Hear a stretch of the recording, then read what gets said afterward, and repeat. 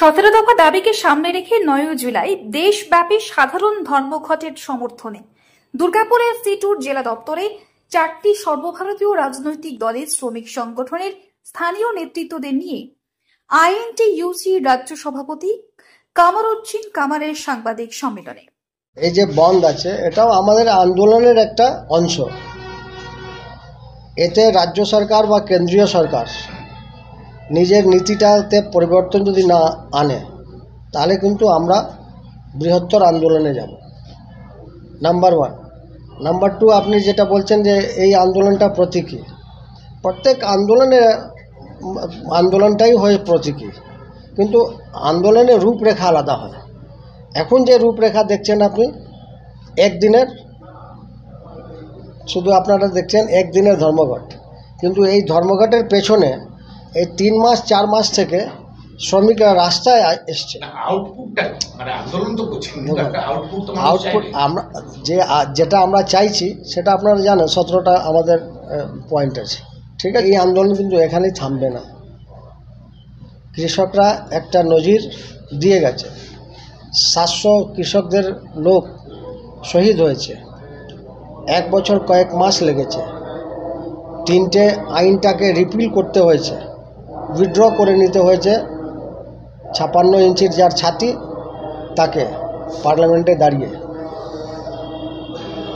এবং এই লেবার কোর্টকেও তাকে উইথড্র করতে হবে। তার জন্য যতটা যেতে হবে আমাদেরকে ততটা যাওয়ার জন্য আমরা প্রস্তুত আছি, অল ট্রেড ইউনিয়ন। এবং আমরা তো এই আপনাদের মাধ্যমে অ্যাপিল করতে চাইছি দিদিকে যে আসুন আমাদের আন্দোলনে।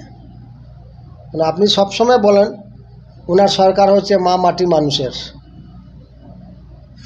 তো মানুষের স্বার্থে আসুন, আপনিও আমাদের আন্দোলনে সামিল হন।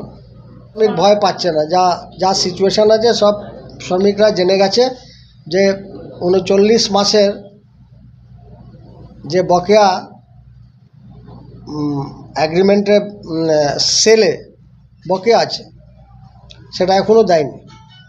সেলের লোক তো রোজ ডিএসপিতে অ্যাটলিস্ট আইএনটিইউসি আর সিআইটিইউ একসাথে আন্দোলনে নেমেছে।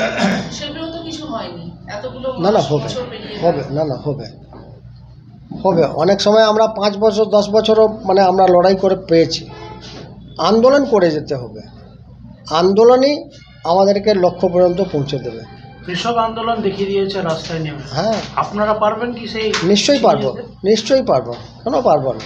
আপনারা তো একদিনে না আমাদের শুনুন, এই মুশকিল হচ্ছে আপনারা শুধু আইন ট্রেড ইউনিয়নকে কলকারখানায় দেখছেন, কিন্তু আজকে 2008-এর পরে যখন আনঅর্গানাইজ ওয়ার্কার্স ওয়েলফেয়ার অ্যাক্ট যখন এসছে 2008-এ, মনমোহন সিং তখন প্রাইম মিনিস্টার, ঠিক আছে, এবং তাতে 43 কোটি অসংগঠিত শ্রমিকরা কভারেজ পাবে।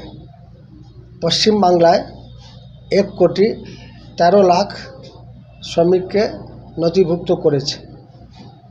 আমরা বলেছি লেবার ডিপার্টমেন্টকে যে আপনাদের কাজটা খুব স্লো, এটাকে আরও একটু বেশি গতি দিয়ে করুন, কারণ পশ্চিমবাংলা আমাদের এস্টিমেট বলছে 2.5 থেকে 3 কোটি অসংগঠিত শ্রমিক আছে। সারা দেশে অর্গানাইজ সেক্টরে 7.5 কোটি লোক কাজ করে, আনঅর্গানাইজ সেক্টরে 43 crore, 43 কোটি লোক কাজ করে। এবং আনঅর্গানাইজ সেক্টরে সারা দেশে ট্রেড ইউনিয়ন এখন অর্গানাইজ করতে আরম্ভ করেছে, সে আইএনটিইউসি হোক, সিআইটিইউ হোক।